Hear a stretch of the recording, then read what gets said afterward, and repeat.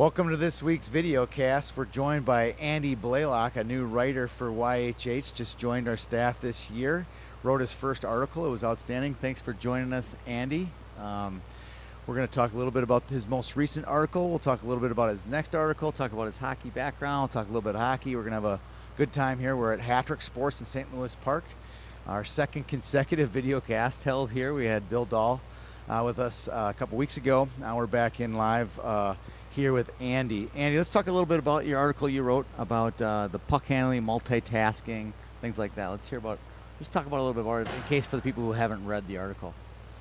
Yeah, well, thanks for having me. I guess what led to the article was back a few years ago, starting out working basic skills with young players, not focusing on stick handling, and to some degree being surprised at how much their stick handling improved, basically working on skating. And that led to, I guess, what you can read in the article, which is a lot of thought about how that happened. So, well, I thought it was interesting. I had a conversation with 2 or 3 other guys after the article was published, and it dawned on me, I've been coaching hockey and been involved in hockey for years, and you know, you usually focus on skating, and you know, you throw a puck in every once in a while, and you focus on puck handling, but didn't realize that you could actually start to see gains in puck handling by being a better skater, which totally makes sense.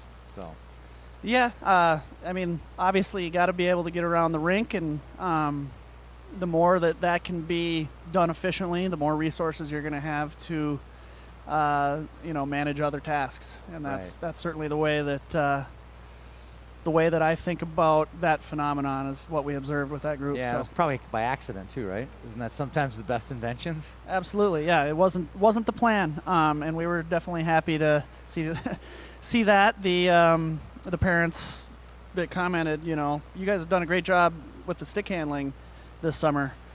You know, we're kind of like, oh, really?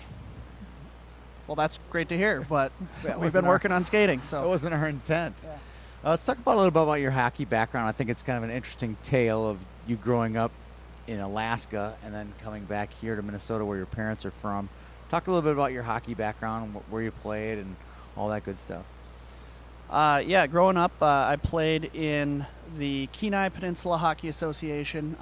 Basically, I lived in Soldotna, which had the rink for the Kenai Peninsula. And that's the same rink that the Kenai Bears play in the NAHL now, correct? Correct, yeah. Kenai River Brown Bears, and again, right in Soldotna. And Soldotna is not the biggest town in that area, so definitely, you know, kind of lucky for us to have the rink there.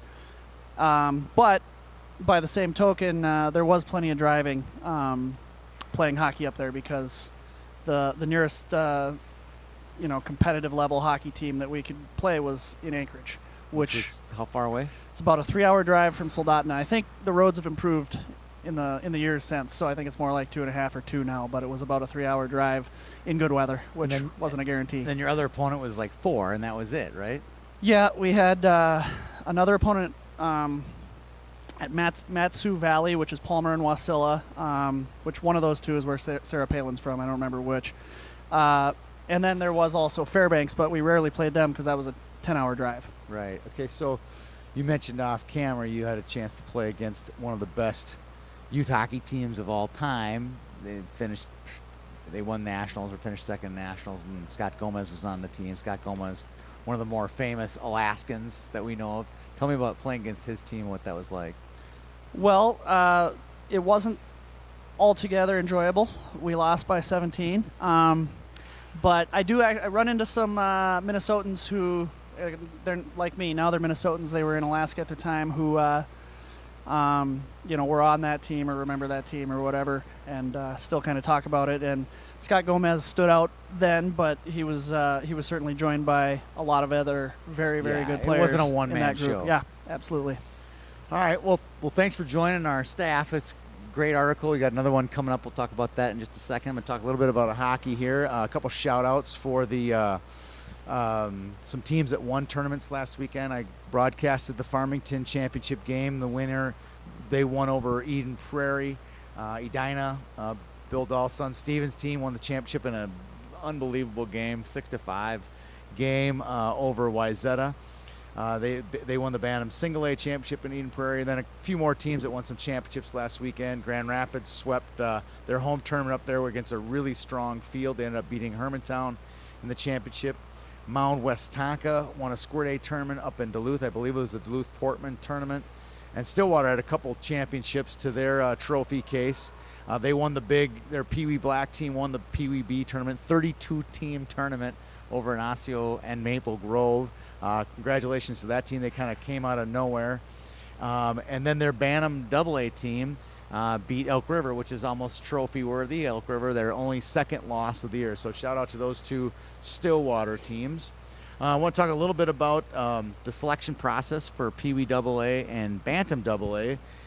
We was doing some math on it. It looks like there's about 16 or 17 Bantam teams that are already kind of locked up berths to regionals, which means there's probably 15 on the bubble. Some teams did themselves well this weekend by winning some games. If you're a bubble team and you think you might be on the outside of the bubble, you might want to schedule some scrimmages or some games against those teams that you think are inside the bubble to improve your chances. Great little program that Minnesota Hockey's put together for the AA teams. I think it's going to be really successful. It's kind of like the NCAA tournament. Let's get back and talk about your next article. You were going to bring up some things you talked about. I was really excited about this article as much as I was about the last one. Let's talk about that one really quick. Well, I've found in hockey circles that you're going to find to some degree two types of people. It's a classic way to phrase a little hypothetical here, but you're going to find people that are going to tell you that speed's more important, and you're going to find people that tell you that quickness is more important. And I'll take both. Yeah, well, that's a good point, by the way. I'm just kidding. And usually, if you're quick, you're not going to be slow. You might not be as fast as somebody else, but you're going to be pretty fast. So you certainly gain in both with the right kind of training. But what I find interesting about that is in football, at a combine, the shuttle run's a factor. The 40 time seems to be a huge deal. So shuttle run would be the quickness, and then the 40 would be the speed, right? Exactly, correct. How do they measure? How do they measure it in hockey? In hockey, there's a few tests kind of like that, but they don't make a big deal out of it. They do what I actually think is a much better way to do it, and watch you play a game and decide if you're quick or if you're fast. Right. Which maybe football should take a look at that. They do, but they also put a heavy emphasis on the combine, which I actually saw a recent study that said that the correlation between combine ability and future NHL success is not very high, and they should spend way more time looking at game performance. So anyway, at least hockey's doing something right there. But anyway, in football, like I said, the emphasis tends to be on the 40 time. In basketball, they don't have a 40, or if they do, it's not heavily emphasized. And what's the difference there? The key thing is the football field is, I'm not exactly sure, but maybe 10 times the size of a basketball court. That's a good question. Yeah, probably. And in hockey, we've got kind of the sweet spot in between. We have, 3, 4, or 5 times the size of a basketball court, a little less than half the size of a football field, maybe a lot less than half the size of a football field. And I do believe it's kind of that sweet spot where quickness and speed are both very important. And so I'd like to talk about that in the next article. Skates are a factor too, don't get me wrong. The fact that you can continue to glide without putting effort in and continue to move without putting effort in hockey certainly is a dynamic that has to be considered when we think about why speed or quickness may be more important. But I think the size of the playing surface is the key.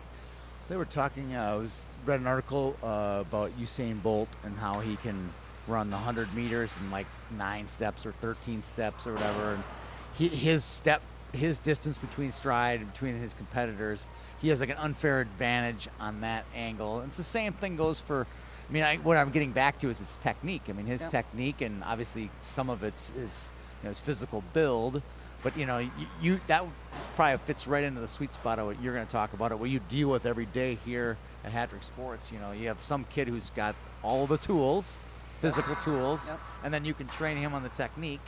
Then you have some kid who doesn't have the physical tools, but he's got great technique, and there's kind of the crossover between them. Yeah, and it can be it can be very frustrating in the sense that you're rooting for a kid who is really focused, dedicated, and works that technique. He's a technician, but he's not blessed. Actually, this is me. I'm talking about myself. Right. In a lot of ways. Yeah, it's that kid, right? Not blessed with the foot speed or the strength or the size or whatever to take advantage of it to the same degree. And then there's kids that are the opposite, that aren't as dedicated about it, and it comes easier. And you know, the important thing for that kid is that he finds that passion, and maybe it's not for hockey, but where he does dedicate himself to some degree at some point. Right. But yeah, and getting back to Usain Bolt, he's able to get just more out of each push. You know, he's taking fewer steps, so he's getting more out of each push. And a lot of that, I think, does come down to physical gifts. Physical gifts, yeah. And it's nice to have both, right? Yep, absolutely. And then heart and passion. I'm sure we'll get into heart and passion at some point during our discussions, whether it be on camera, off camera, or via the website during your articles. So. Absolutely. Well, thanks for joining me today. We're going to be back next week talking a little bit more about the big tournaments coming up. The White Bear Lake tournaments are coming up here. A nice string of those. We have Pee Wee A, Pee Wee AA, Squirt A, and Bantam AA here in the next few weeks. We'll be out there covering those guys, as well as lots of different youth games, both whether it be on writing about them or broadcasting them here on YHH. Thanks for tuning in. We'll see you guys next week.